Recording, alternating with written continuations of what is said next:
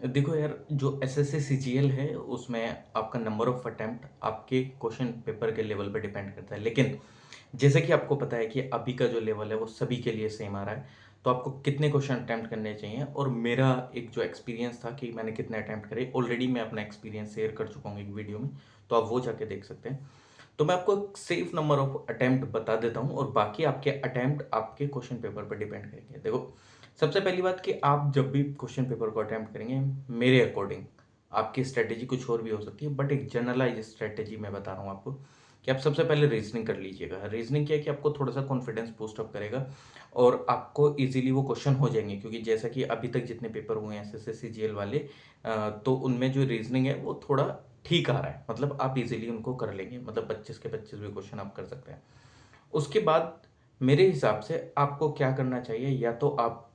मतलब इंग्लिश उठा सकते हैं या जीएस उठा सकते हैं।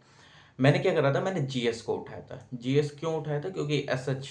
मैं थोड़ा सा, मतलब यूपीएससी में भी अब थोड़ा बहुत जीएस पढ़ते हैं, या थोड़ा बहुत हम काफ़ी सारा पढ़ते हैं, बट उसने मेरे को इतना हेल्प नहीं करा। कभी आप सोचे कि ज़्यादा हेल्प करोगा, नहीं, मतलब एक नॉर्मल वे में हेल्प करा वो सबके, चाहे आप यूपीएससी की तैयारी कर रहे हैं, नहीं भी कर रहे हैं, कुछ और एग्जाम की तैयारी कर रहे हैं, आप सब सेम लेवल पे हैं। ठीक, तो मैंने जीएस उठा लिया था, तो मेरे को लगा कि थोड़ा कंफर्टेबल होगा उसमें, बट उसमें भी क्वेश्चंस लेंदी थे। तो मैं क्या कर रहा था, आ रहा है मैं कर रहा हूँ, नहीं आ रहा है मैं स्किप कर रहा हूँ। तो आपको इसमें क्वेश्चन छोड़ना आना चाहिए, मतलब ये नहीं कि आप क्वेश्चन पकड़ के बैठे हैं। मेरे अंदर भी एक ईगो आ सकता था, कुछ क्वेश्चन को लेके मुझे भी हुआ था कि यार ये तो मैंने पढ़ा है, ये मेरे को क्यों नहीं ध्यान आ रहा है, लेकिन मेरे को जस्ट मैं दो ऑप्शंस में कंफ्यूज हो रहा हूँ। अब मैं वहां पे ये बैठा रहता है, अरे यार तुम तो ये तैयारी कर रहे हो, तुमसे ये क्वेश्चन नहीं हो रहा,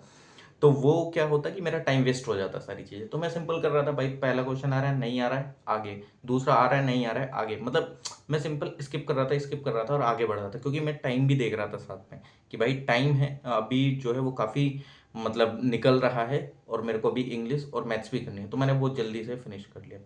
फिर उसके बाद मैं आ गया सेक्शन पे, किस पे, इंग्लिश पे। इंग्लिश में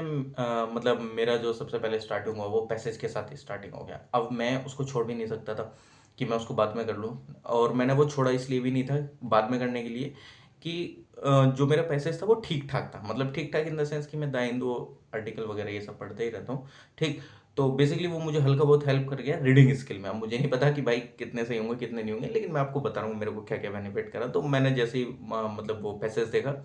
तो मैं एकदम गो थ्रू हो गया, क्योंकि मेरे हिसाब से मैं वो आर्टिकल पहले भी पढ़ चुका था, क्योंकि कॉम्प्रिहेंशन वगैरह में क्या होता है कि द हिंदू वगैरह के आर्टिकल आते हैं। मैं ये नहीं कह रहा कि एग्जैक्टली वही था, बट उससे रिलेटेड मैं आर्टिकल पढ़ चुका, तो मेरे को धीरे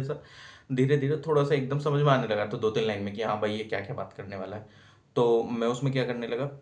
मैं क्वेश्चन भी देख रहा था, मतलब मैंने एक बार वो फुल गो थ्रू कर लिया, क्वेश्चन देख लिया, फिर मेरे को एग्जैक्टली मेरे दिमाग में आ गया कि भाई ये जो क्वेश्चन ये जो पूछ रहा है ये कौन सी लाइन में, मैं डायरेक्टली उस लाइन पे चले जा रहा था। मतलब मैंने एक बार वो फुल रीड कर लिया एकदम, जितनी मेरी स्पीड थी, रीडिंग कैपेबिलिटी थी, मतलब फास्ट रीड कर लिया।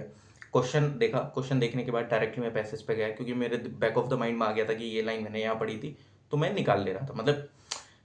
ये भी नहीं कहूंगा कि इजीली हो गया जल्दी हो गया, बट हाँ हो गया वो पैसेज, मतलब कर लिया मैंने।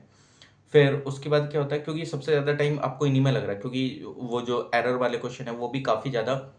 डिफिकल्ट आ रहे हैं, लेंदी आ रहे हैं, आपको क्वेश्चन पढ़ के पता ही नहीं चलेगा कि ये, मतलब इसमें आप कैसे बता पाएंगे एग्जैक्टली। क्वेश्चन तो मैं भी नहीं बता सकता, बट हाँ इतना तो बता ही सकता हूँ कि क्या क्या क्या आ रहा है। ठीक, और मतलब बेसिकली तो जो एरर वगैरह वाले जो क्वेश्चंस थे वो मतलब ऐसे थे, लेंदी थे यार काफ़ी सारे, और जो ये आता है सेंटेंस रीअरेंजमेंट वगैरह, ठीक, जिसको PQRS वगैरह बोलते हैं, तो वो भी लेंदी था। बट ये है कि मैं ये बोलूँगा आपको, बाज की नज़र होनी चाहिए आपकी। अगर आपकी बाज की नज़र है, आप तुरंत एकदम से चीज़ों को पकड़ लें। मैं ये भी नहीं कह रहा कि आप हर एक शिफ्ट में पकड़ सकते हैं, वो आपकी किस्मत के ऊपर भी डिपेंड करता है कि आपके सामने क्वेश्चन कौन सा आ रहा है। क्योंकि मेरे को दो तीन क्वेश्चन ऐसे दिखे थे उसमें कि मतलब देखने में लग रहा था कि यार ये कैसे करूँगा कैसे नहीं करूँगा, लेकिन मैं जब उसको थोड़ा सा ध्यान से देखा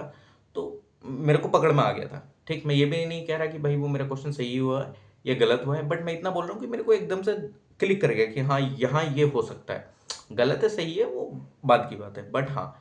जब मैंने उसको थोड़ा सा ध्यानपूर्वक पढ़ा, भले से कितना बड़ा स्टेटमेंट था, तो मेरे को समझ आ गया था कि हाँ ये हो सकता है। अब मैंने सही करा गलत करा वो एक दूसरा मैटर है। उसके बाद क्या है कि यार थोड़े से जो ये आपके एंटोनियम सिनोनियम वगैरह ये सारी चीज़ें जो हैं, ये जो एंटोनियम सिनोनियम वगैरह हैं, इसमें क्या था कि मतलब कई बार ऐसा लग जा रहा है कि यार ये सही में आपने ये शब्द पढ़ा भी था कि नहीं पढ़ा था। तो मैंने उसमें ऐसा मतलब आप सब लोग करते ही हैं, वो आप प्रीवियस टीसीएस वाले में भी करते होंगे, तो मतलब शब्द तो भले से मेरे को समझ नहीं आ रहा था, बट जो ऑप्शंस थे वो मेरे को तीन ऑप्शन सिमिलर लग रहे थे। अब मैं ये सोच रहा था कि भाई ये एक मतलब इस क्वेश्चन का आंसर तीन ऑप्शन सिमिलर है, तो ये तीनों तो नहीं हो सकते हैं, चौथा हो सकता है। मैं अभी भी ये बोल रहा हूँ कि भले से ही मुझे नहीं पता कि वो सही करा मैंने गलत करा, बट मैं एक अप्रोच लगा रहा था, क्योंकि यार इतना तो मैं कर ही सकता हूँ ना, जब मुझे कोई क्वेश्चन आ रहा है और मैं मतलब कर रहा हूँ सामने और मुझे अटेम्प्ट भी करना ही है, तो मैं थोड़ा सा एलिमिनेशन मेथड टाइप भी कर रहा था, क्योंकि मुझे सब समझ नहीं आ रहा था भाई ये क्या सब पूछा है इसने। तो मैंने उसमें देखा ऑप्शंस तीन सिमिलर हैं, तीन ऑप्शन आंसर ही नहीं हो सकते, तो जो डिफरेंट लग रहा है मैंने वो आंसर ऐसे टिक मार दिया। ठीक, तो आपको ऐसे भी दिखेगा जो कि आपका कॉन्फिडेंस डाउन करेगा। स्पेलिंग जो आई थी मेरे में तो वो मतलब ठीक थी, बेसिकली इन द सेंस कि ठीक इन द सेंस कि वो ऑलरेडी मैं पढ़ रखा था वो स्पेलिंग, हालांकि बड़ी स्पेलिंग थी, बट मेरे को ये थोड़ा सा हो गया कि पढ़ रखा था तो मैं इजीली उसको कर लिया। ठीक, और उसके अलावा अगर आप देखेंगे क्या नाम है, मैं जब मैथ्स पे आया, मैथ्स में मैंने सबसे लास्ट में करी maths. Maths in the sense कि वो सॉरी, मैथ्स मैंने लास्ट में नहीं करी,